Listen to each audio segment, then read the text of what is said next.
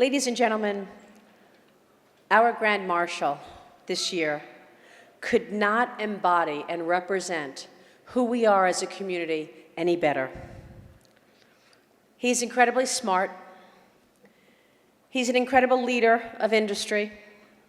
But most of all, he is a warm and loving husband and father. And he is so proud and grateful for the path and the life that he has and the man that he is. Please take a look at our 2016 Grand Marshal of the Columbus Day Parade, our dear friend, Robert LaPenta.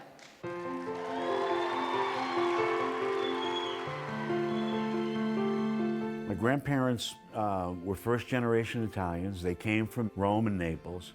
They bought a house in Yonkers, and my whole family lived there. My cousin, my aunts, my uncles, myself, my brother, sister, my parents, and my grandparents lived on the third floor. We had a backyard, we had a garden, and you know, every Sunday it was the family together, you know, with the Italian meal and the pasta and the sausage. My father was a general manager in a warehouse, and he never made more than $25 a week. And my mother was the smartest CFO I ever knew in my life. She took that $25 and we had clothes, we had toys, we had the best food, and then she had $4 or $5 left and she invested in the stock market. Maybe that's where Bob gets his feel for business. After graduating from Iona College, he went on to create several multi-million-dollar companies in the aerospace, defense, and electronics industries. In my whole life, I've been interested in things that protect our country.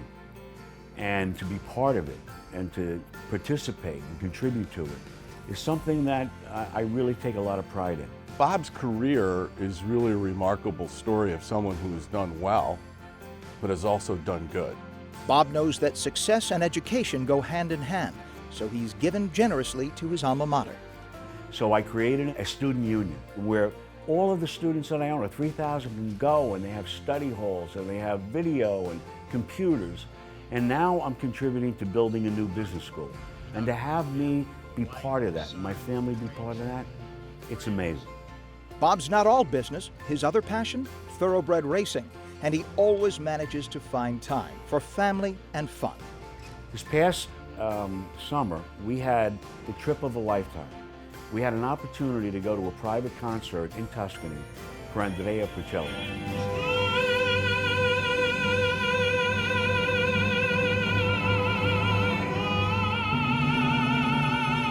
After the concert, we went to his home, and we spent the evening with his family. It was the most amazing thing. And now, one more amazing thing, being Grand Marshal of the Columbus Day Parade. It's a great day for Italian Americans, it's a great day for New York, and it's a great day for the LaPenta family. My parents are going to be looking from above.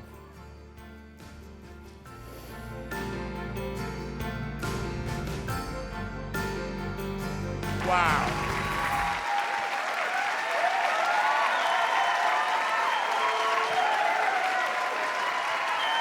That was unbelievable.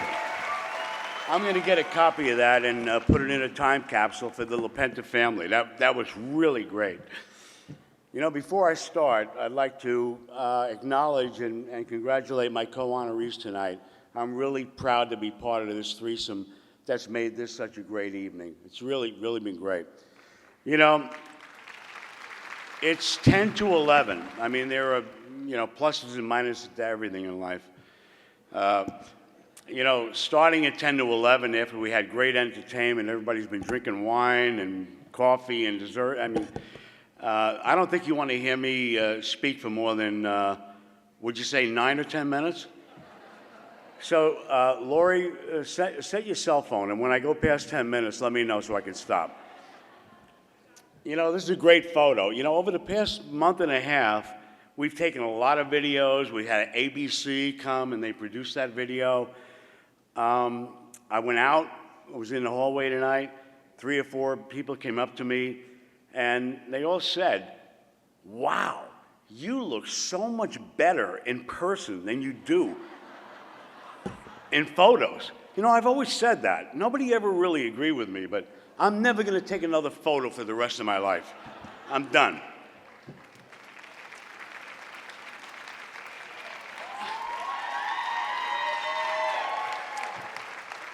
This photo's a good one. You know, we had a great night a couple of nights ago at Lydia's and Mario Batali's New Italy in the World Trade Center. And not only was it a great night, and Mario Cuomo was, I'm sorry, Andrew Cuomo was there, and we had a great kickoff to the Columbus Day, celebration. And, when you're at 9/11, you can't help thinking what happened there really 15 years ago. It just, it changed all of our lives. And to have Mario and Lydia, open such a great establishment, breathe new life into the World Trade Center, I really give them a tremendous amount of credit. We had a great dinner that night. And, somebody from the Columbus Citizens Foundation came up and said, Bob, you're the first Grand Marshal that I didn't have to do a lot of touch-up work to, and that's my photo. I don't think he told me the truth. I think he did a lot of work. But, the greatest thing about tonight, I must have, business associates, family, friends, 60, 80 people here. And when do you get an opportunity to bring that many people together for a great, great celebration? And really, it's touching. I'm so happy. I have a lot of friends here tonight. Some of them I've known for over 50 years. My racing manager and great friend, Ernie Richard, and his wife. My hair looks great there, right? I have a barber, Carmine Pisacrit, who's from Avellino, Italy. He's been cutting my hair for 55 years. He gave me my crew cut. When I went into the Navy. Carmine and his wife, Alba. Unbelievable. Unbelievable.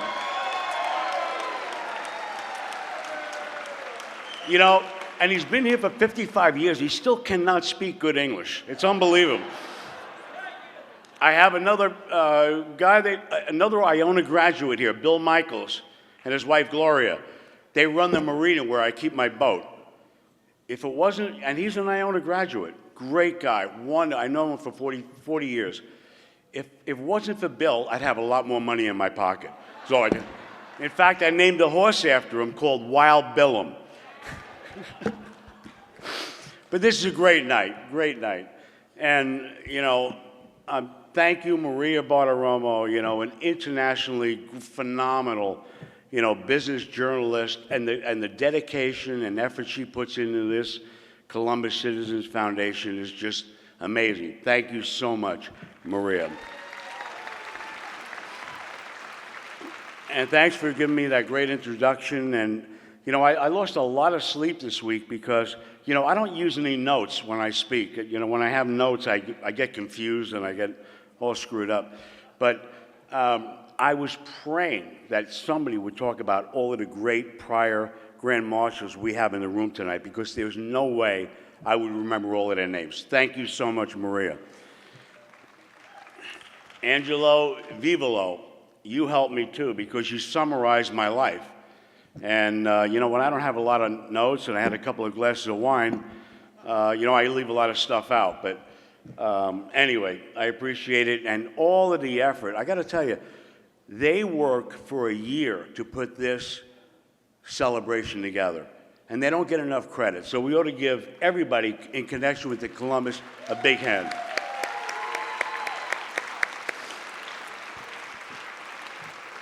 I can't believe I'm here tonight as the Grand Marshal. I was a co-honoree back in 2011. And, Angelo called me and he said, Bob, the foundation is thinking of making you the Grand Marshal. And I was taken back and I was surprised. And, I thought about the Grand Marshals. I mean, Joe DiMaggio, Rudy Giuliani, Chief Justice Scalia, unfortunately, who passed away this past year, Frank Sinatra. I said, how does Bob LaPenta fit in on that list? I mean, that's crazy. And I said, I'll get back to you in a week. So the first week, I said, I'm absolutely not doing it. The second week, I said, I don't know, it'd be a great thing for my family to have a LaPenta name on that list. It's unbelievable. And the third week, I thought about it again, and I said, if you look at the list, just about everybody on there has a lot of things in common. They were first or second generation Italian Americans. They were lower to middle class, they grew up in lower to middle class families. They were either the first or second person in their family to go to college. And they all worked hard, and they took chances, and they were dedicated, and they exceeded in their respective fields. So I said to myself, I may not have checked all of the boxes, but I checked a number of them. So I called Angelo,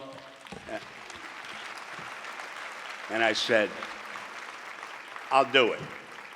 A lot of work, but I'm really so proud and excited about this. So listen, I was an honoree in 2011. I don't know how many people were here then. They tell me to talk about my childhood and growing up and, what got me to where I am. I said most of that in 2011. So for the people that are here, I don't have a lot of new material. There's only so much you could say about when you grow up.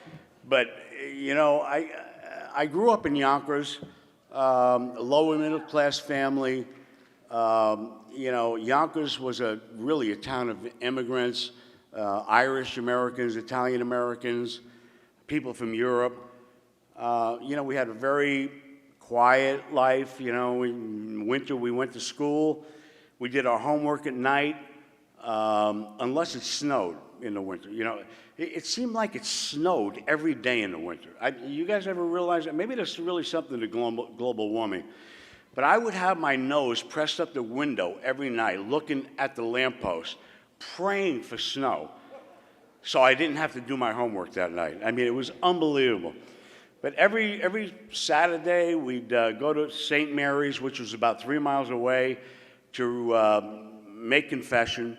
In those days, the priest sat in the middle, and we each sat on both sides. We'd always swear we would, plug our ears and not listen to what the other person said. And, on the way home, nobody plugged their ears, and we'd all kid each other about what we heard in the confession booth. It was unbelievable. On Sunday morning, we'd all go back, take that 3-mile walk and receive communion. And then we'd walk, down to a local soda fountain, have a vanilla or chocolate Bloody Mary, and I know. Bloody Mary sounds better. And then we'd go home for the amazing Sunday dinner. And, Mario and Lydia, you guys have phenomenal stories. When I walked up the stairs, we lived in a 3-family house. My grandmother lived on the 3rd floor.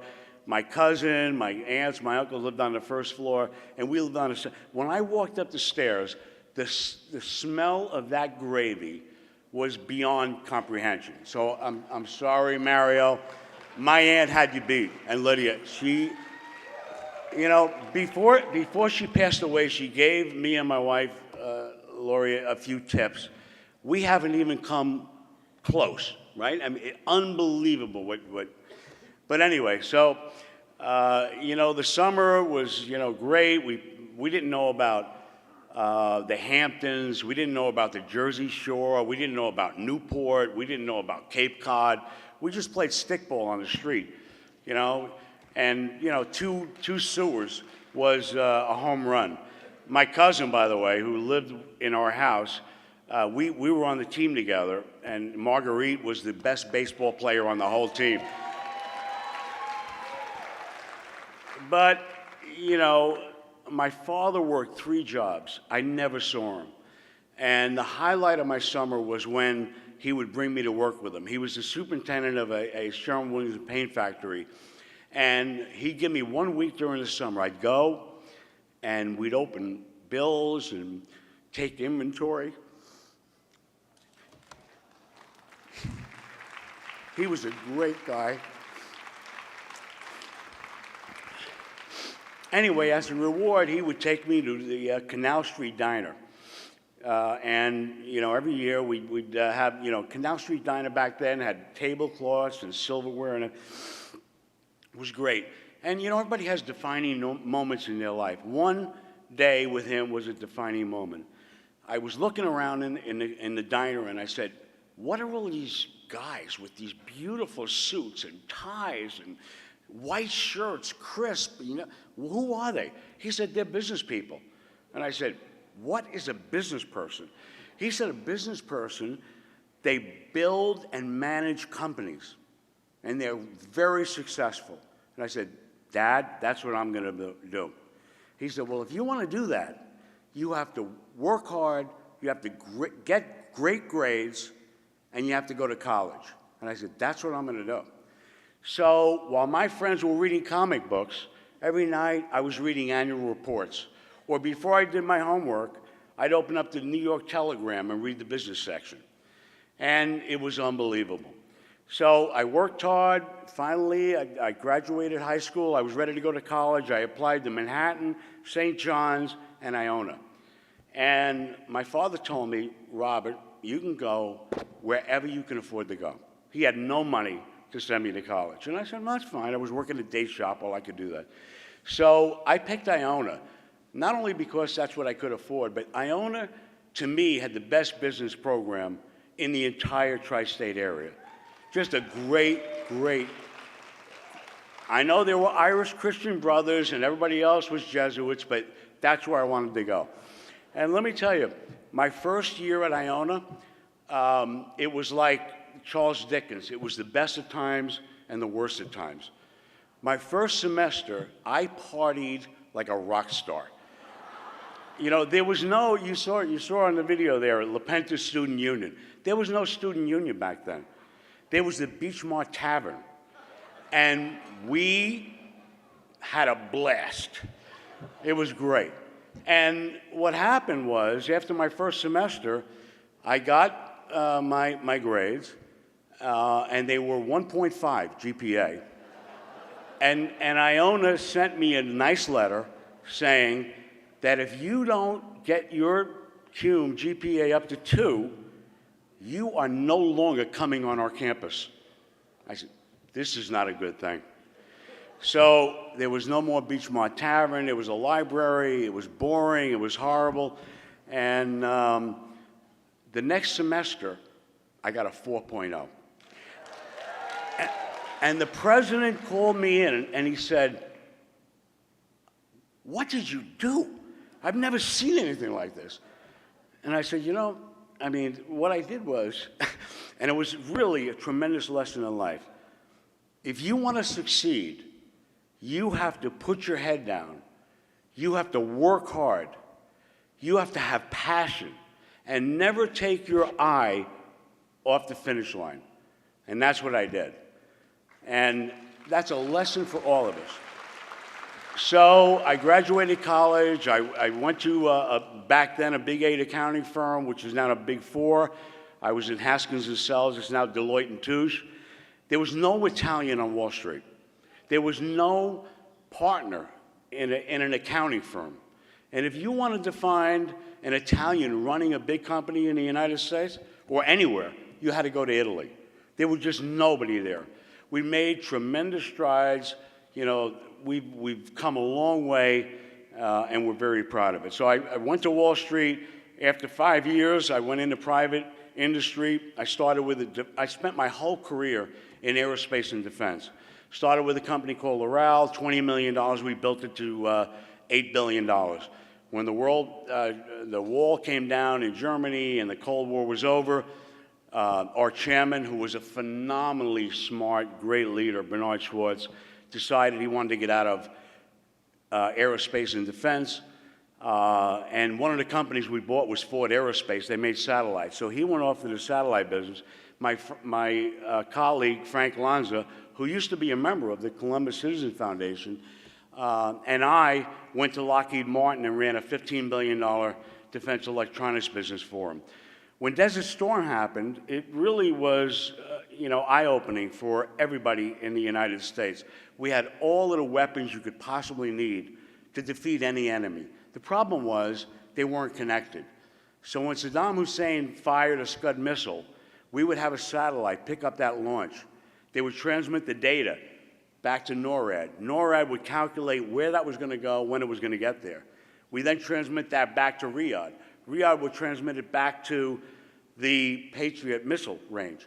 Well, that only took about 2.5 minutes, but that missile was about 1.5 feet off the ground by the time we figured out how to shoot it down. So that was the beginning and the vision for L3 Communications. So myself, Frank Lanza, and Lehman Brothers bought back 10 of our divisions, and the reason it was called L3 Communications was we were going to connect the battlefield. Satellites, aircraft, tanks, soldiers, missiles, we connected it all. So we started at $500 million, and we grew that in 8 years to $9 billion. The stock went from 5 to 180, and Lehman Brothers made $800 million on a $25 million investment. Unfortunately, they invested it in bad real estate. And so the problem is my other partner, Frank Lanza, he passed away. Lehman is gone. I'm the only L left. And that's a little scary. That's a little scary. L3 Communications today is the 6th largest defense contractor in the United States and the 9th largest in the world. So I'm really proud of that company and what we've been able to achieve. When 9/11 came, and again, 15 years ago, it was another epiphany, another vision. We spend $600 billion a year in aerospace and defense, ships, planes, satellites, guns, missiles, whatever. These morons with $25,000 and fake IDs created the biggest attack on U.S. soil since Pearl Harbor. Unbelievable. That became the vision for L1 Identity Solutions. L1, I was the only L, and we created a company based on biometrics that was going to figure out who you were, where you came from, and where you're able to go. And over 5 years, we became the largest ID company in the world with biometric facial recognition, fingerprints, and iris. It was great. In fact, one of the things I'm proud of, we sold that company for $1.8 billion after about 6 years to our biggest competitor, $17 billion French aerospace company. And a U.S. company recently just bought that back from that French company. It was a great. But one of the things I'm proud of, there are 1 million cameras around New York. All of our software, our facial recognition software, is used to identify the images on those cameras. We go to FBI databases, driver's licenses, whatever, and half of the people that are identified on those videos use our software. So that's unbelievable. So I've had a lot of success, a lot of luck, and that success has given me the gift to be able to give back. And I think Angelo mentioned that I'm now in the process of helping Iona build a a new business school. To have my name or my family's name attached to a school where 30,000, 40,000 students are going to get an education is just mind-boggling. I love St. Jude. There are a bunch of charities. But, this night is really not about, it's really more about the Columbus Citizen Foundation. Every dollar of profit tonight goes towards providing capable, young Italian Americans the ability to go to a high school of their choice or a college of their choice and to follow their dreams. And education has never been more important than it is today. I always say, education provides freedom. It gives you the freedom. It opens doors. and allows you to go through them to pursue your dreams. The Columbus Citizens Foundation over the past 25 years has probably put 3,000 students through scholarships, high schools, Georgetown, whatever college they wanted to go to. It's amazing what they've been able to do, and I really think we ought to give them a big round of applause. Well, tonight is also about being, an Italian American. And I think we all know how proud we are of what Italians and Italians American have contributed to arts and sciences, medicine, whatever. Michelangelo, you can go on to Galileo, and you go on and on, Fermi. It's amazing and how proud we should be to be Italian Americans. They've really done, and I'm prejudiced, of course, but I think they're number one in their contributions to all of those disciplines. Now, there's one name that I haven't mentioned, I think is going to be on the list soon. He may be on it right now. This year, Lori and I had the amazing fortune of being able to go to Tuscany to attend a private concert for Andrea Bocelli. And it was just a phenomenal night. I mean, we were in a private concert. He was getting ready to go on tour for Le Cirque. It was last dress rehearsal. After the concert, we went to his house. And there was his mother, his uncle. He loved horses. He was on a horse at 2 o'clock in the morning. His mother was drinking wine, or they were having pasta and smoking it too. The Italians really know how to live. It was unbelievable. So, he had a three-piece band that was going around from table to table. So they came to our table, and we sang Jumpin' Jack Flash and Nights in White Satins. I mean, we didn't sing La Traviata. And, he knew all the words to those songs. How many people here have sang with Andrea Bocelli? Lori, raise your hand. It was a phenomenal night. Anyway, I thought I'd end with just showing you a few slides and a 1 minute, his last song in that concert was Nessun Dorma. And, I just thought you'd appreciate it. That was up in the Tuscan Hills, 1 o'clock in the morning. Then we went to his house. We got home at 6, 7 o'clock in the morning, Laura. It was unbelievable, a phenomenal night. So is there some way? We haven't tried. That's his house in Litigio. That's Andrea's house in Litigio. And this is him riding. He loves horses like I do. And he has 4 or 5 stalls. And that horse he rode in the Gladiator. And his sons were there. I mean, you got to see these kids. I mean, they are unbelievable. Anyway, this is us with Andrea. This is Lori with him. And, we asked him to come tonight. And he said, I would love to come, but I'm going to be in Brazil on his concert. So, I mean, that would have been a phenomenal thing. Anyway, and this is, the concert was Le Cirque. They had these images all around. And just picture, 12 o'clock high in the mountains in Tuscany. It was unbelievable. And let's see the last one. I don't know if it's going to work. Nessun Dorma. Thank you very much.